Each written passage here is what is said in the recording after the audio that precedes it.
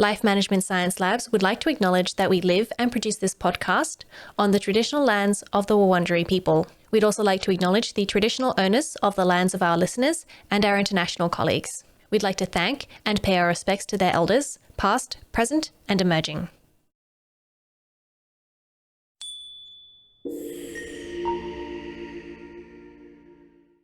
Hi everyone, and welcome to On the House, the Household Management Science Insights podcast, produced by LMSL, the Life Management Science Labs. We are champions of life management science, providing structured insights informed by science and inspired by practice on key aspects of conscious living. Each week we bring you scientific and practical insights on each element, with expert knowledge from professionals in the field.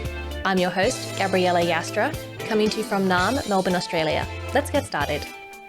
Hi everyone, and welcome back to the podcast. Today we're going to talk about understanding home security tools with Rebecca Edwards, who is the lead reporter and safety expert at Safewise. Hi, how are you? I am so well. Very excited to chat with you about this today.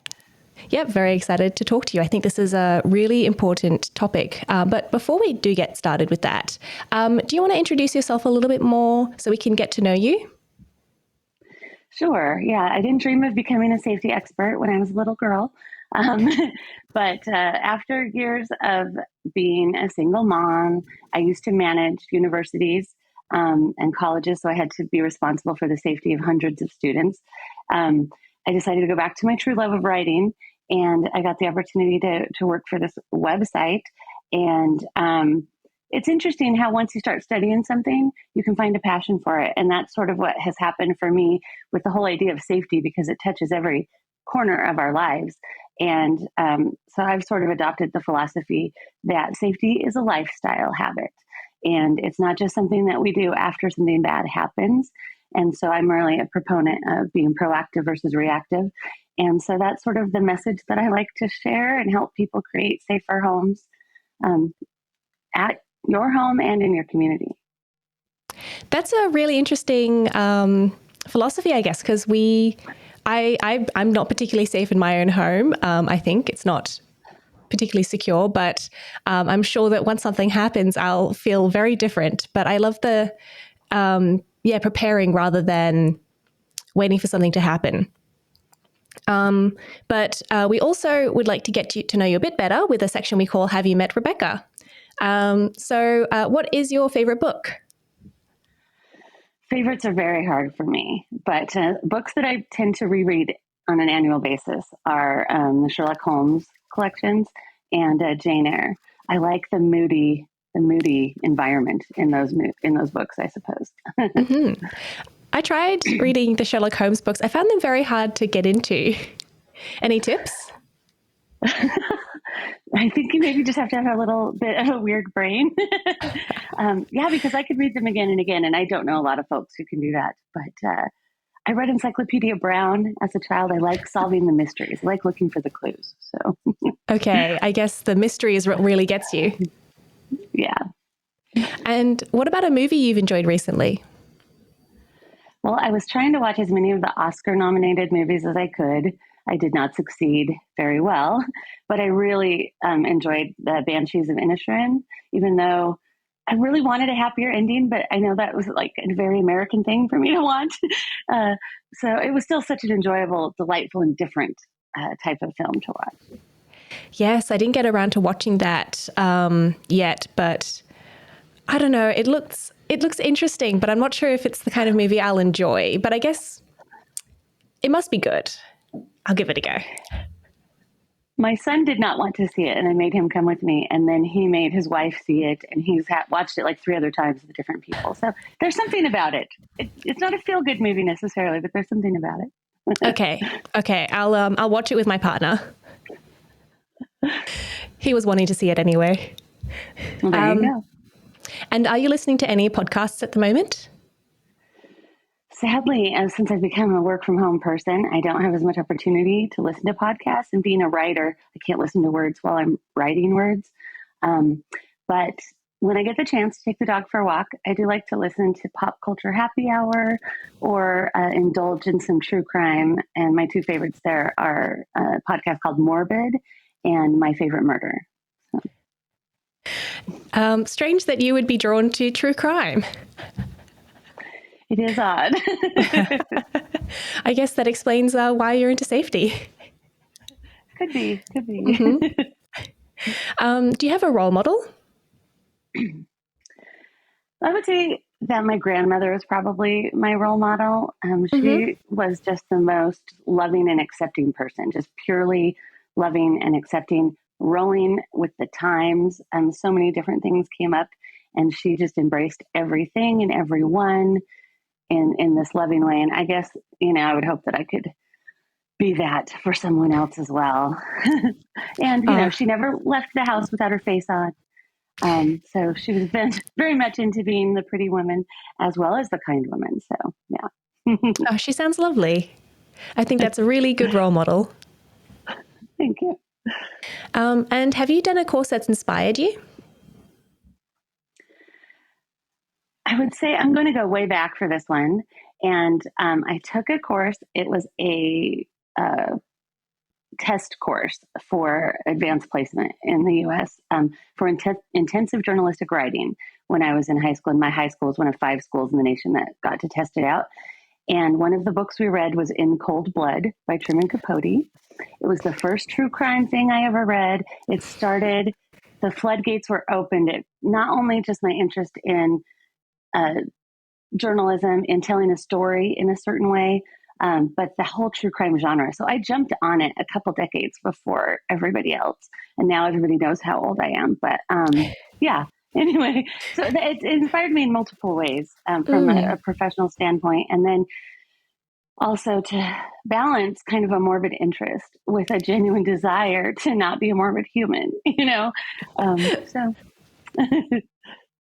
That was a really good, sorry, that was a really good book that I also read that. And that's so interesting that something so young, I guess, inspires your whole life, which is, I always envy people, I guess, who kind of know what they want to do when they're kids. Yeah, it's been a winding road. I have taken detours, but that has been the thread, all along. So yeah, it is. It's fortunate. Yeah. So how do you define household management? Well, for me, I would say that household management kind of begins and ends with everyone and everything tucked in and safe. And so, but I think that perspective goes beyond what we normally think of. Because if you mind your budget, you're safe financially. And if you create a welcoming environment where people feel at home and comfortable, then you're safe emotionally. And if you go the extra step and you lock the door, so you add an alarm, then you're safe physically. And so then I think you've just got it all tied up really nicely. Little safe bundle. That's really nice. That's quite different from other ones we've had, other explanations. But what are some misconceptions about household management?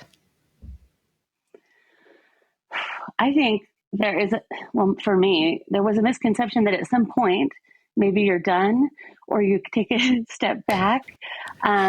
It's over. I did it. But it's really more of a consistent state of being. Constant diligence is required, not to a way that has to be exhausting, but I think that accepting and understanding that you always need to be minding the house, minding the household, minding your life.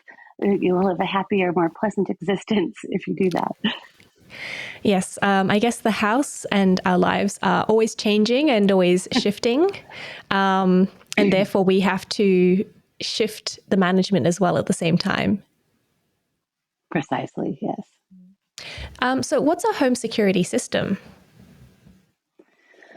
Home security system is basically a system of connected devices that are connected to an alarm, something that's going to raise, the alert if something goes wrong. And these days that can include everything from motion sensors to cameras, to the smoke alarm in your house can be connected to that as well. So it's really been interesting, the evolution, I think, of home security systems. But the lock on your door is the first part of that, but you can really expand it and take advantage of adding that alarm element. Okay, and why do we need it? For me, it goes back to being proactive versus being reactive to some degree. And I know people who've gotten home security systems for different reasons. Usually there's going to be some kind of a life change that's happened. You got married, you got a new baby, your kids moved out of the house, or you moved out on your own and now you live alone and there's no one else looking out for the security anymore. It's on you. My neighbors had a break-in and instantly got a big old system installed the very next day. They hadn't done it before. So unfortunately, most people do get a home security system after someone already got into their home. And when you're doing it at that point, it's to feel safe again, because your whole sense of security has been violated by this breach, and you want to put up those barriers and those protections that weren't there to feel safer again. But if you do those in advance, you're just putting up more barriers for a criminal or a bad actor to cross. And people do think twice. Burglars in particular, they don't want to have trouble. They don't want to have a confrontation with you. They want to get in and get out, get their goods, make their score with as little trouble as possible. So signs of a security system that can warn you that they're there, that can call the police, that can capture them on video. These are all things that really do deter them or make them think twice and maybe pick a different home.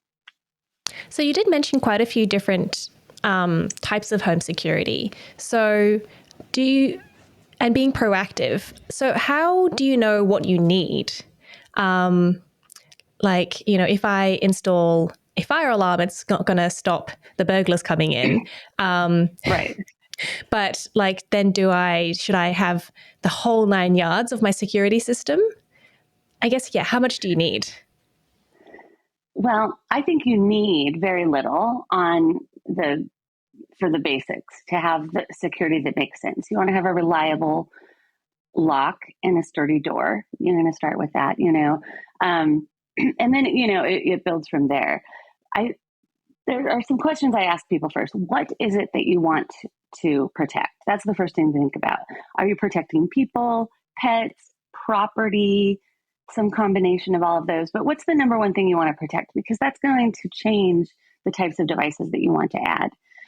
And then I think the next question is, where do you want to protect them? Do you want to protect them inside the home? Do you want to protect them outside the home? Do you want to be alerted of what's coming in and out of the home? Or do you have a vacation property? Or do you have my grandmother, we mentioned her, living remotely somewhere who needs extra help now, someone else that I want to keep an eye on that's remote and far away from me.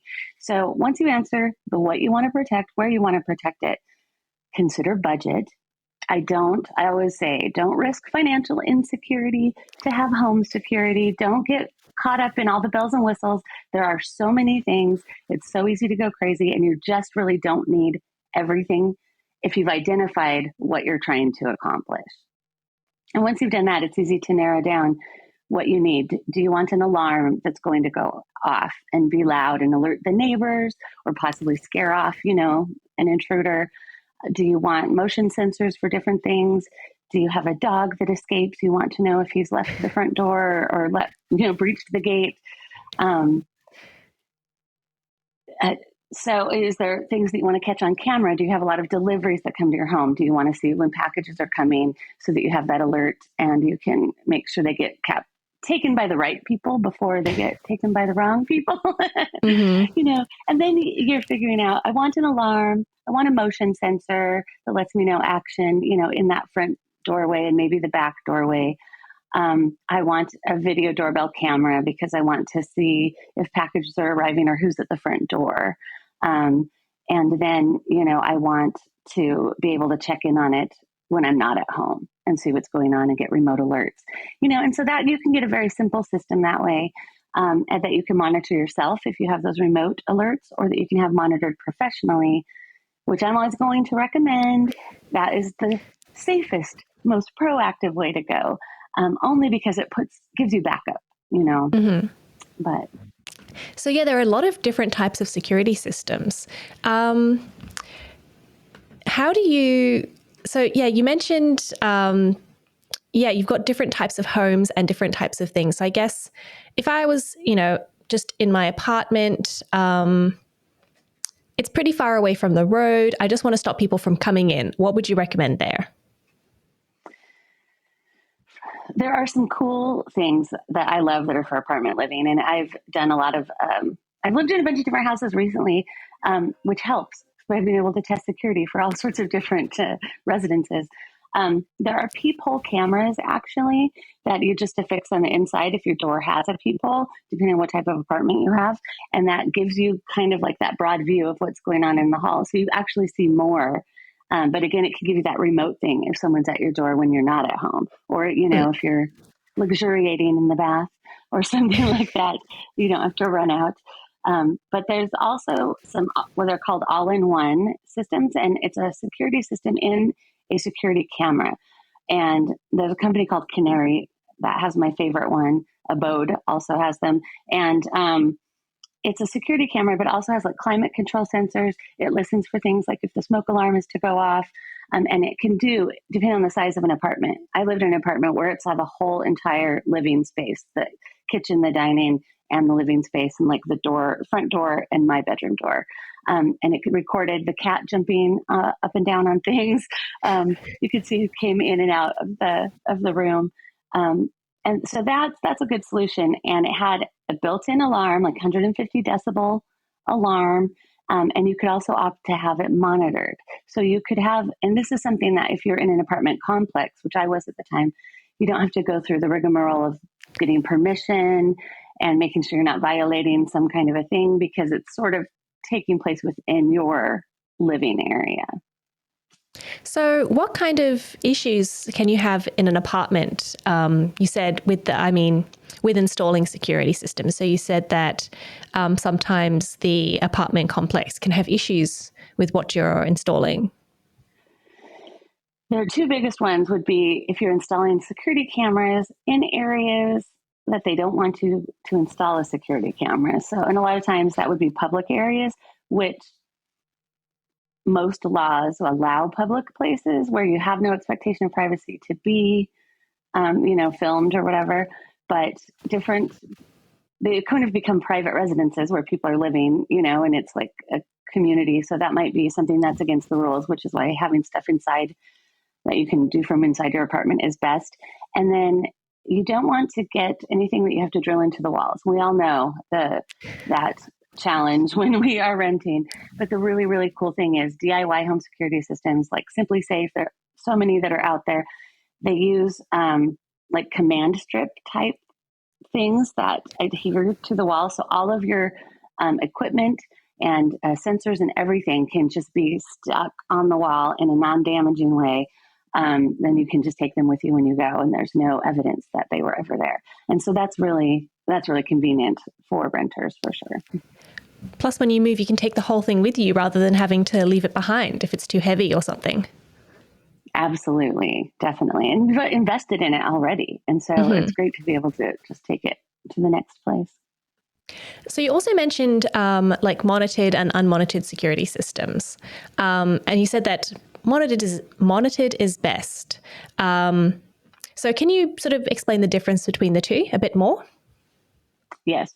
So a monitored home security system has trained professionals that are in a monitoring center that are basically keeping an eye on your house and what's going on. Some people get nervous about that. Like, can they see my cameras? Like, are they spying on me? They're just monitoring sensors. It's a dispatch, sort of thing like you would have with 911 in the US or 999.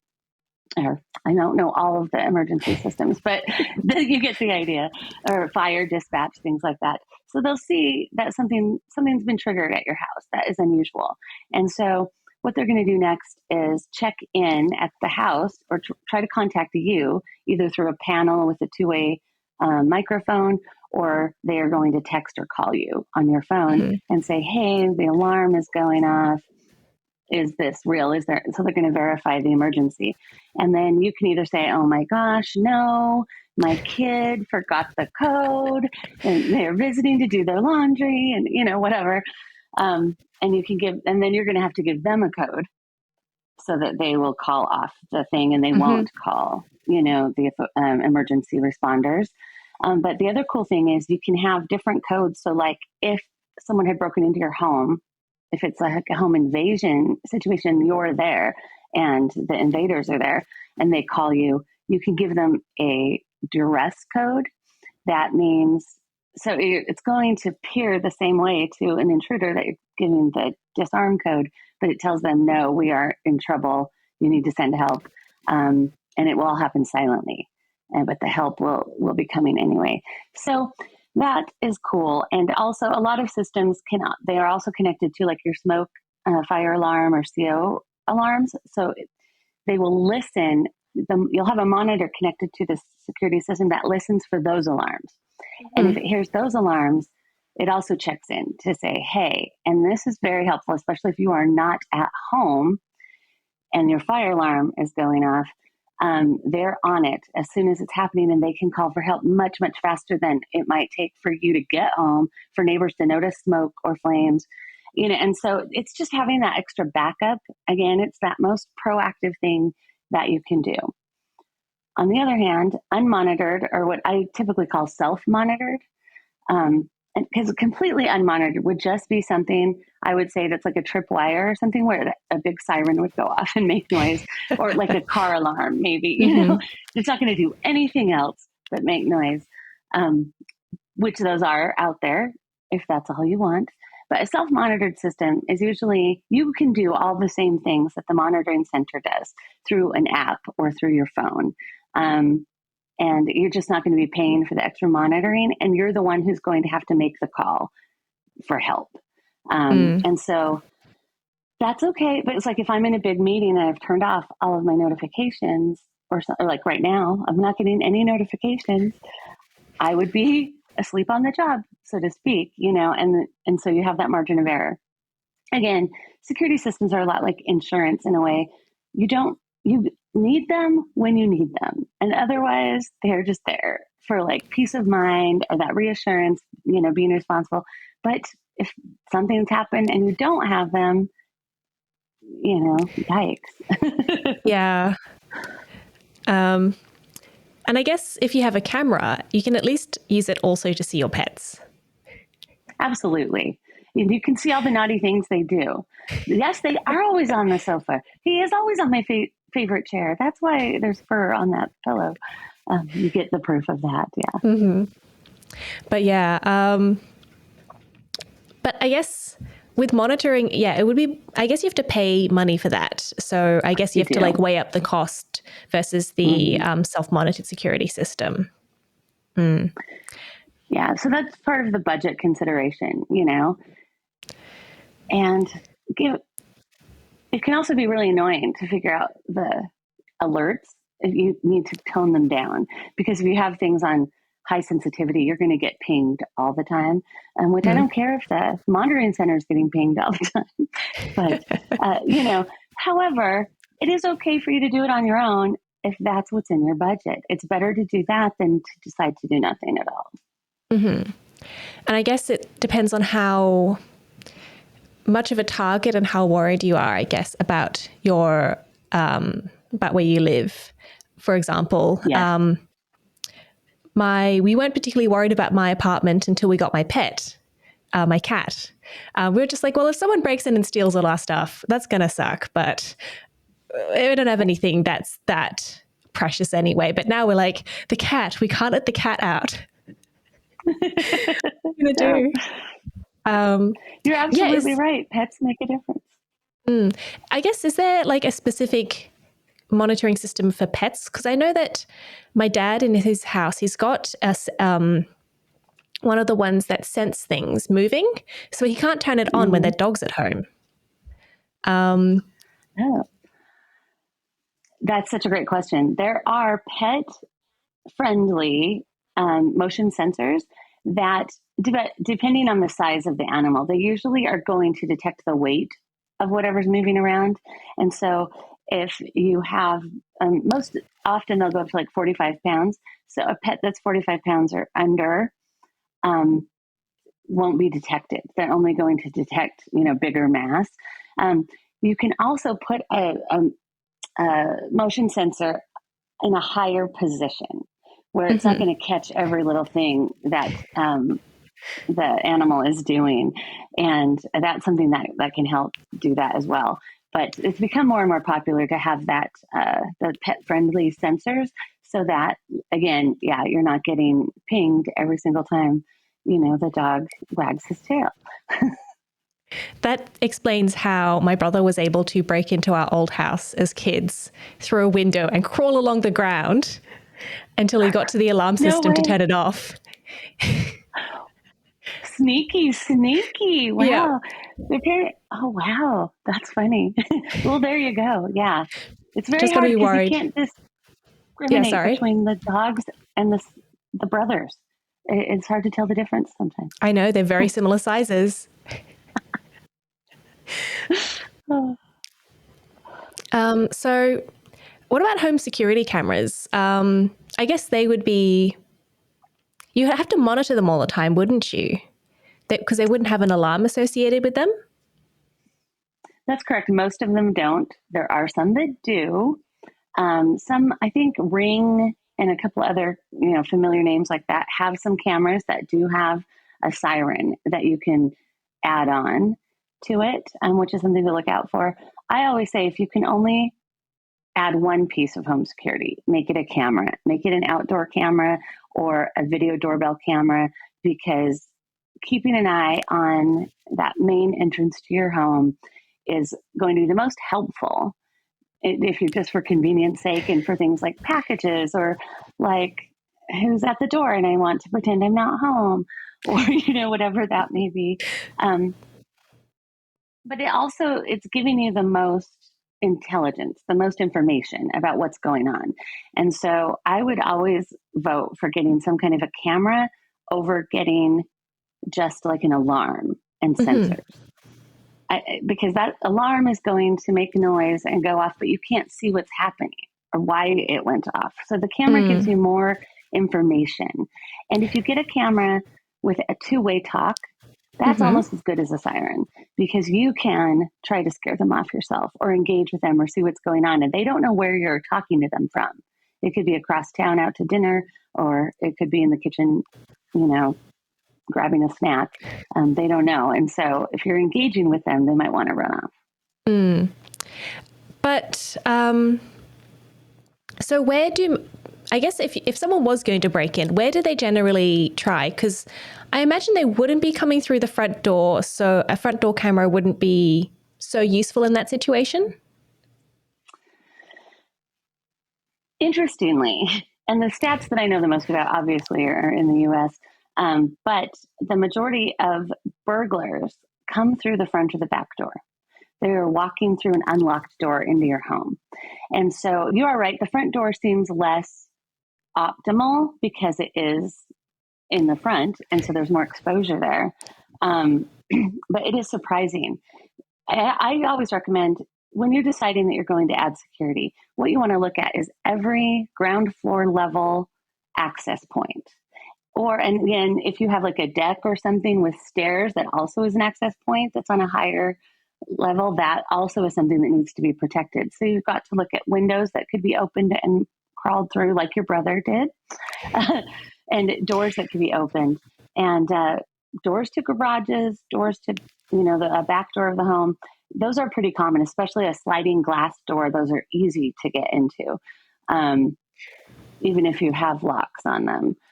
So I do think, I put a doorbell camera actually on my niece's back door just a few weeks ago, as I had one because I test a lot of products, and they had something they were afraid was happening. They have a shed back there, and they thought someone was trying to get into it or squat in there and live in there.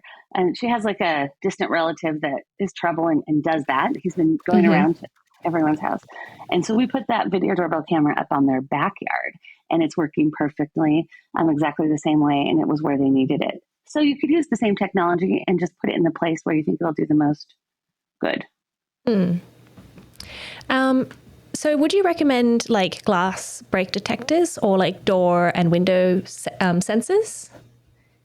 Yes, I love glass break detectors because they sense the vibrations in the glass. It's not just the shattering of the glass, which is also helpful if you have an Amazon Echo device. If you talk to Alexa, warning everybody, there is a there called Alexa Guard that can listen for things like glass breaking or your smoke alarm going off and give you an alert. But the glass break sensors go for vibration and not just sound. So you can get while someone is tampering, while someone is working on coming in. So I like glass break sensors.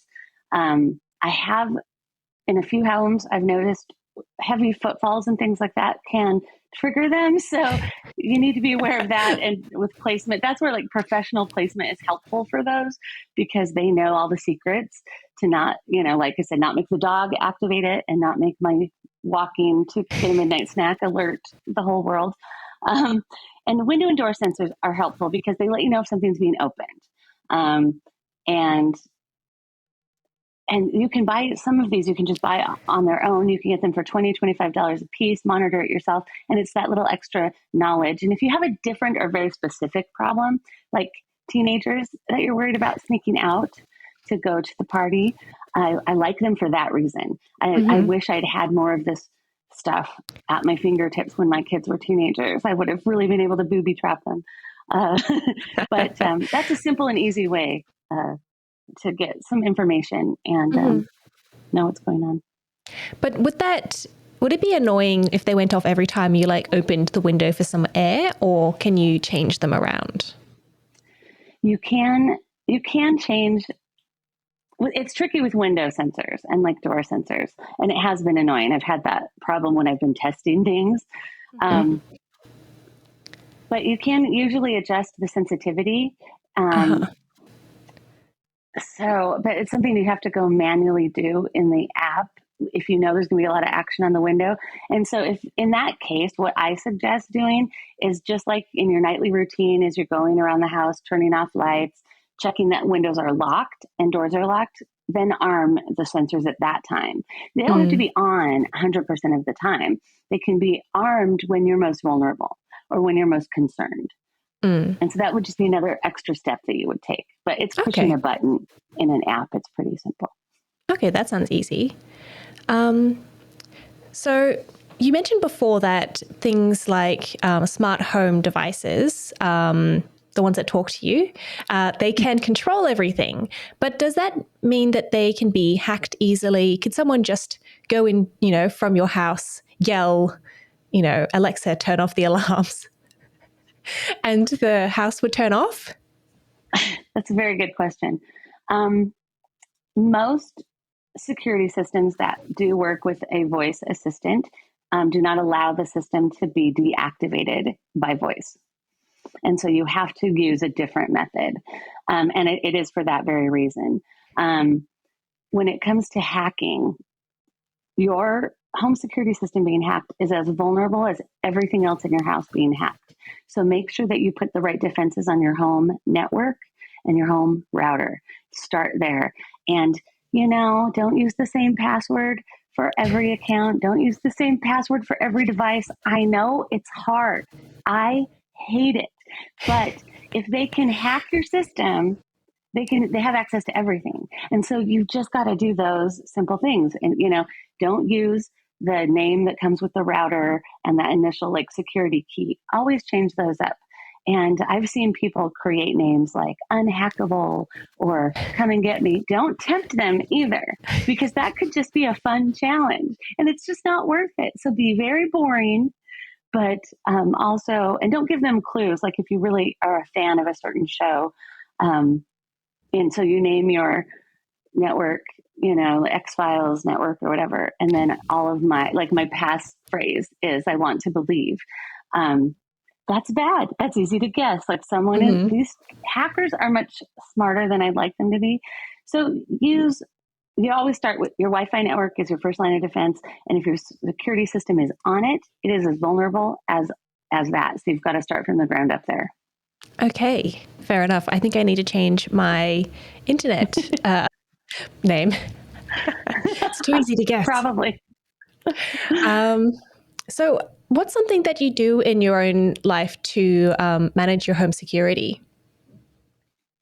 One of the favorite things that I like to do, and I'm not as regimented as I would like to be, but I think that it's really important if you live in a household with others, whether it's roommates or whether it's family, to get together probably once a month and review all of your like emergency planning, whether it's for if the smoke alarm went off or if there was a break-in, if there's a water problem. There's a variety of things, that can go on in a household. And if you have a security system, this is the time also to make sure everybody knows how to arm and disarm it. Everybody knows what the passphrases are, if you need to turn it off or if you need to have that duress code. And just doing that reminder, it's like having a fire drill, but a much bigger drill for the whole home. And it feels like, oh my gosh.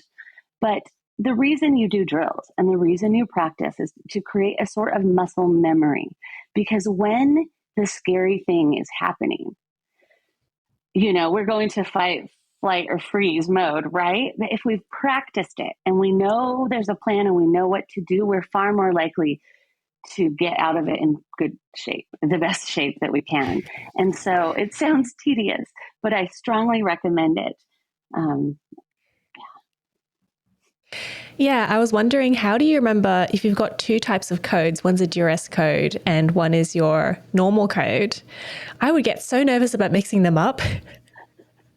Right? You're calling for help when it's just grandma stuff, right? Yeah, exactly. You do the drill.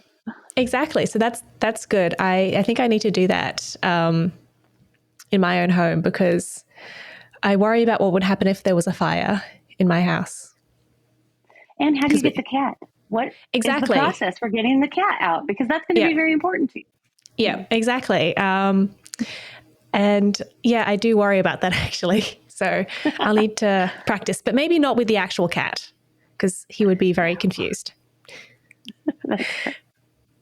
So is there anything that, you wanted to talk about that we've missed? Oh, boy. Now, I feel like this has been pretty thorough, I think the thing, again, just to go back to basics, what do you want to protect? Where do you want to protect it? How do you want to protect it? And then take that inventory. I've got this many doors, this many windows. I want to make sure I have mobile app access. You'll create that checklist, and that will keep you from going bananas if you're talking to someone who sells security systems, because they're going to scare you and tell you absolutely everything that's vulnerable, and you'll be spending so much more money than you need to be spending. So I guess I just like people, again, it's like a drill. Know what you want to do, know how much you can spend, and stick to it before you're in the conversation. And hopefully before you've had that break-in. Because like I said, my neighbors went from a $200 like Simply Safe Self system to a $6,000 Vivint home security system overnight because they had a scary break-in. I guess, how do you know as well what crime is happening in your area? Like, is that something that you should know, that there are a lot of break-ins or that there are pet kidnappings, that type of thing? I think it is very helpful to know, but I always caution people to understand how that information is going to affect you. Because if it's a sort of thing that makes you feel less secure to just know that things are happening, you need to manage how you're taking in that information, because being terrified and anxious and paranoid is not helpful, and you're not living a happy, safe life that way. But I use a lot of apps, Nextdoor app for my neighborhood area, and so you get information about what's going on. The Ring Neighbors app, which is from the Ring company, but you don't have to have a camera to use it, and you can get lots of insight that way. I think that get to know your neighbors, talk to them, find out who they are. And once you talk to each other, like when we had the break-in in our neighborhood, we learned there'd been 2 other break-ins. Like we all started talking to each other after the fact. It's so much better for us to talk to each other, earlier and keep an eye out, and let people know what's going on so we can be extra diligent. Like I wasn't putting, the rod in the sliding glass door every single night. Well, they got in through her sliding glass door, so the rod is back in. You get lax about things when you're feeling safe, and you should feel safe. But best practices are best practices for a reason. So I think use technology and use in-person help. You can also, local police also have community liaisons and community resources, and they can give you a sane sense of what's happening in your neighborhood, what the real risks are. Again, most crime is property crime, which is still scary, but most crime is not out to like hurt you physically, hurt you in the middle of the night.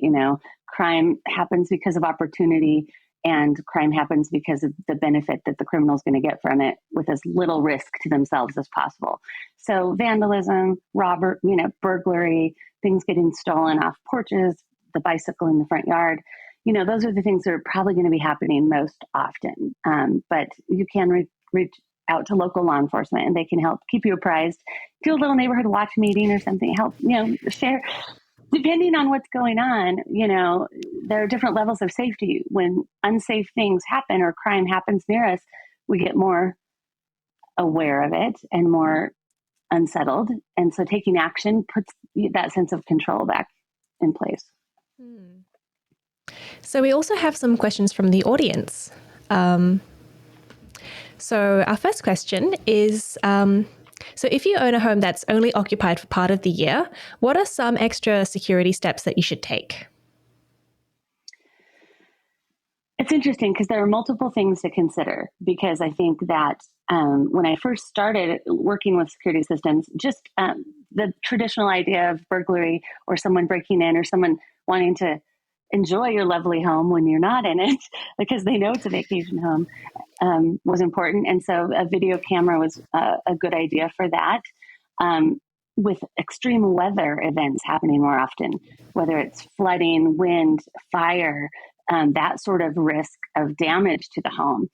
Cameras have been very helpful for people also to see what the real threat is to their other residents and to be able to make plans and take action, or I guess maybe make an insurance claim because you caught it on video. I think a camera that you have remote access to that you can view and that can give you alerts, I think that's a smart choice. I guess you don't need to go too overboard because you're probably not going to be keeping all of your really expensive items there. Right. But you never know. If it's like a family house and, there's things that have high sentimental value. I would say a very basic alarm system, if you want to add that, probably with a door sensor on the main entrances and an alarm that's going to go off. So you could call. I don't know that you'd want it monitored unless it was very full of a lot of valuables. Yeah. What is the most important tool for home ownership? Tool for home ownership, a good down payment and a high credit score. Sorry. I think, most important security tool, maybe. Understood. Sorry. I went straight to the finances. I think I like having a camera. And if you can get a camera, and there are so many of these basic security systems right now that will give you an alarm, give you like 2 window door sensors, a motion sensor you can put in a high traffic area. They're often throwing in a free camera that you can place inside or outside. And so a very small setup like that is going to give you everything you need, very basic level, entry level type security, but it's going to be a step above just moving into the house and changing the locks. And what other tips would you give homeowners to make their home safe? Yes, I would actually make sure that I talk to so many people who the windows in their homes don't lock. The locks don't work. The locks are broken or they're not effective. Locking windows is so important. And I love a fresh breeze. And I hate that I have to lock and unlock the window every time I want that. But it is the right thing to do because it's an easy entry point. And I think, shore up the things that are already there that come with your house to make it safe. If you have a sliding glass door, add extra security to that door. If there's one door in your home that you're going to add a standalone door sensor to, that's the one I would do it. Put the rod in there, and they have extra kind of specially made locks for those to add extra security because those are very, very high risk. And what about for garages? Like, do you have any security tips for garages, particularly, I guess, ones that aren't attached to the main home?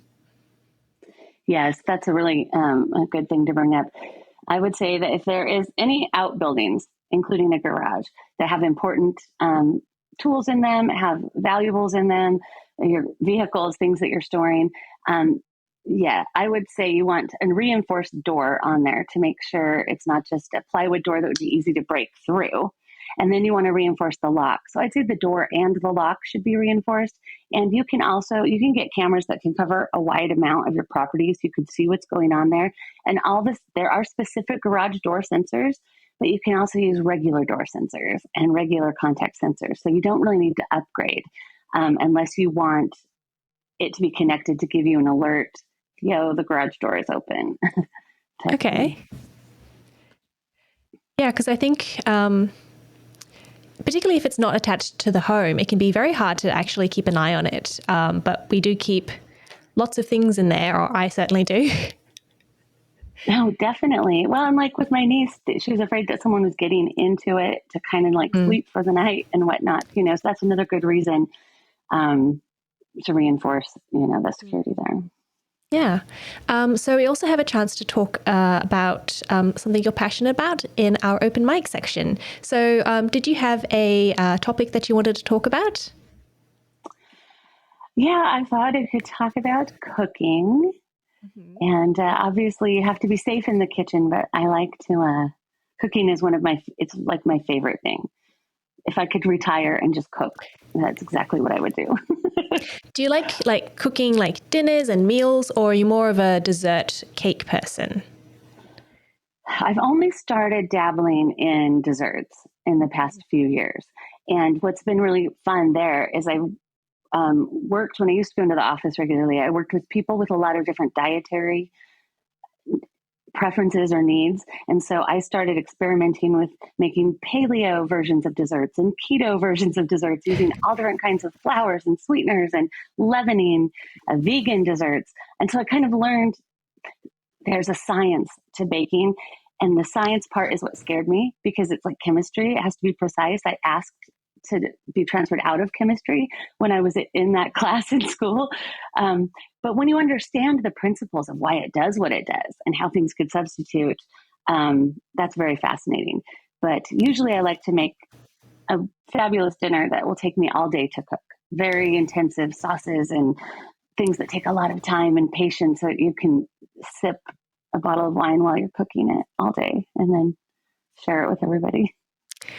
Yeah, I love doing that too. What do you like about that? Is it the sort of the giving aspect or like the meditative aspect? I thought about this because for a lot of years I worked in, like I said, I managed colleges. I was with people all the time. It was just like nonstop, and nothing was ever finished, because you're never finished with people, right? It's like the household management. It never ends. It continues. And so cooking for me became something that I could begin and end. There was a sense of satisfaction of finishing something, having a result that was very obvious for my work. Writing is much closer to that, obviously. I love to share it. I love to share it with everyone. And the meditation too, it's the only time my brain zones out and I'm not thinking about 25 different things. I'm just thinking about the sauce. How does it taste? What is that missing thing to just top off that, flavor profile? It's fun. So I guess what is something that you've cooked recently?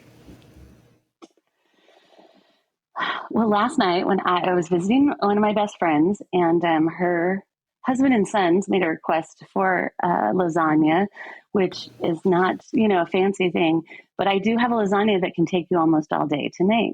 And so that's the lasagna that I did. And just building the meat sauce part of it, it's so good. And so I made that lasagna with a homemade Caesar salad. That's also very popular. People like these things and they feel like they're very difficult to make. So they're easily impressive because they're not really hard to make. You just, have the patience to do it.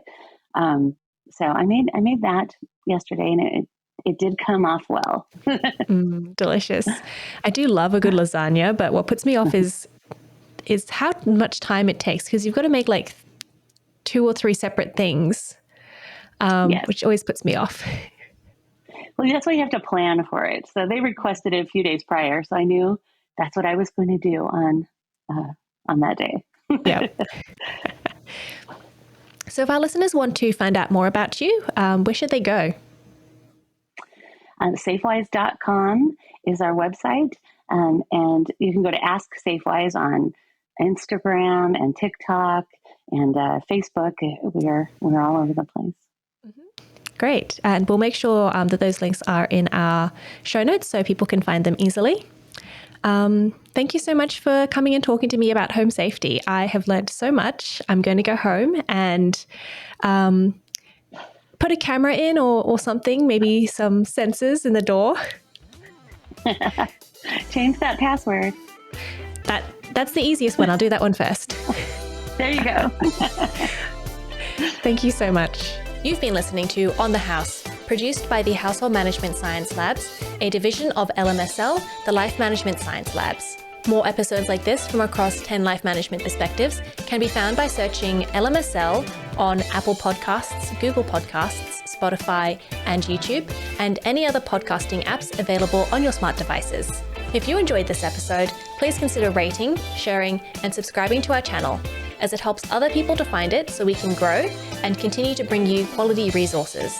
More of our work can be found on our website, hm.lmsl.net, where you can join our movement. I'm Gabriella Joustra. Thanks for tuning in.